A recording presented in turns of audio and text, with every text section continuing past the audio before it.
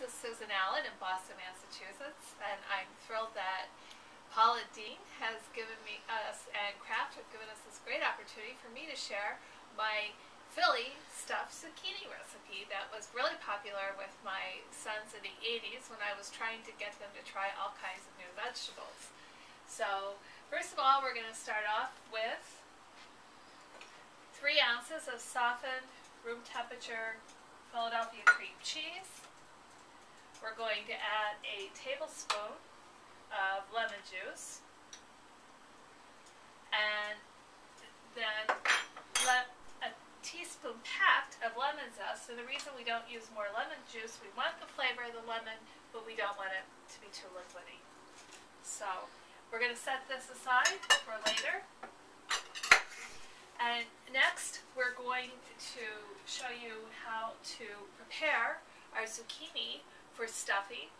It's best that they're around 8 inches or smaller, because that way the seeds are immature and they're not too fibrous. I'm going to show you how to prepare one of these.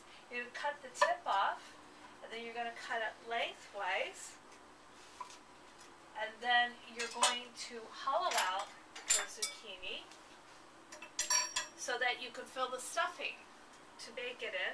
I like to use a grapefruit spoon that has teeth on the top. Also, you can use a melon baller or just a regular spoon, but I find this is really easy. You want to leave a 1/4 inch of the shell, outside shell, so that it gives enough sturdiness to hold the stuffing, but yet it's not too tough or too thick for eating. It's nice if the zucchini is fork tender, so that you can cut it with a fork, but at the same time sturdy enough that it can carry, like a canoe, your stuffing mixture. So I've worked here and just kind of scooped around, and at the top you can even just take the teeth and then just push down, and it grates all of this out. So this gives you the canoe. And then what I've done, I've already prepared 6 of these here for our stuffing. So I'm going to season these with salt and pepper, which is the most important thing that your home cook sometimes forgets to do, but this will really add the flavor for later. I have a 6-quart pan with water and a big steam basket in it, and I'm going to put these in here now upside down to steam them. We're going to set a timer for 3 minutes. So cut side down, and we'll set our timer. And when they're out, then we'll be ready to put them in the oven. And now here, I'm going to put 2 tablespoons of olive oil, along with 2 cloves of minced garlic, and 1/2 cup of chopped onion. This is the onion, actually. And we're going to get this started here. And you want to cook the garlic and the onion till it sweats, but you want to stir it enough that it doesn't brown. So let's get the heat under that. And while we're waiting for that, I am going to chop the pulp that we took out of the zucchini. You want to coarsely chop, once you pull it out, all 6 zucchini, you want to coarsely chop all of the pulp that you removed. I only have half here. You would have a lot more left to chop if you've done all 6. Zucchini is a great useful source for potassium and vitamin A and a little bit of magnesium. And on its own, it's not high in calories. It has a great flavor. It was first seen in the United States in the 1920s. It's thought to have been brought over by an Italian immigrant and was first cultivated in California.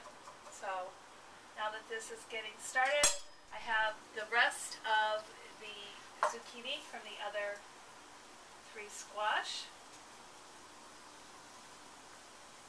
And the onion and the garlic here are starting to have a great aroma as the heat is bringing out the flavor. We're going to add the zucchini.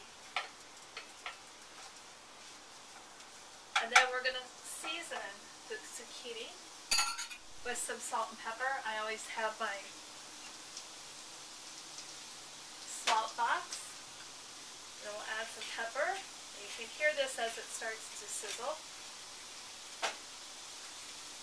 Now, one thing I did because of the time limitation, at the very end we're going to add a quarter cup of pine nuts. However, I roasted them just on the oven at medium heat or on the stove for 2 minutes, and we'll put those in at the end. And then we're going to add some red pepper for color. We really, really want to add a lot of great color to this dish. I used to put the green pepper in and the flavor was good, but this really makes it a little sweeter. Oh, and now our squash are out, so we'll let that continue to cook. And here are our squash boats that have been steamed for 3 minutes.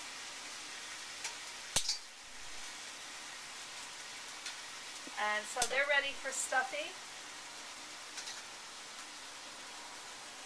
I'm having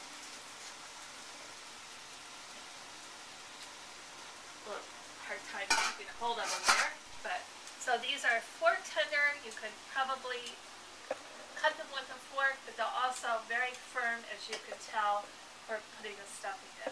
So this is finally coming up and really cooked through well. We're going to take our cream cheese, Philadelphia cream cheese, and the lemon juice. We're going to add now the zucchini to that, onion and garlic and red pepper. And we're going to mix this all up. This is going to be our stuffing.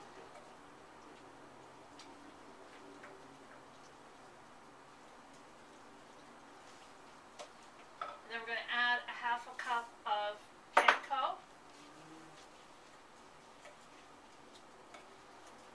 And our pine nuts.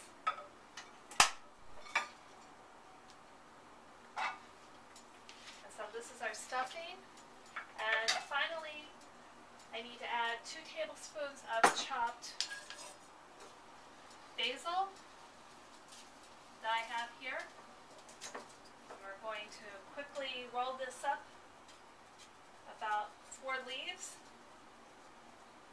Or if you don't have fresh basil, you can always use a half teaspoon of dried basil. So we're just coarsely chopping this up. And we're going to add this to our stuffing for the zucchini. And then we will fill the boats.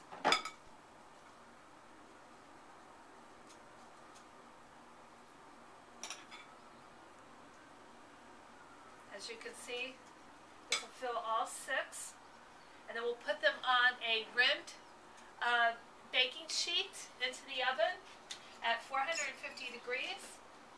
And because of the time, I have these that have already been finished. They are complete. And these are wonderful Philly stuffed zucchini.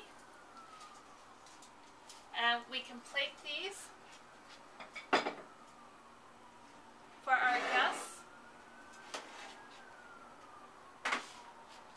This is a great recipe, whether it's for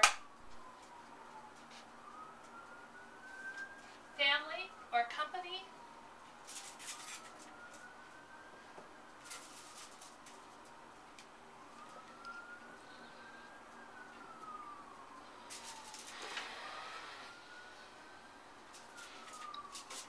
Totally appetizing.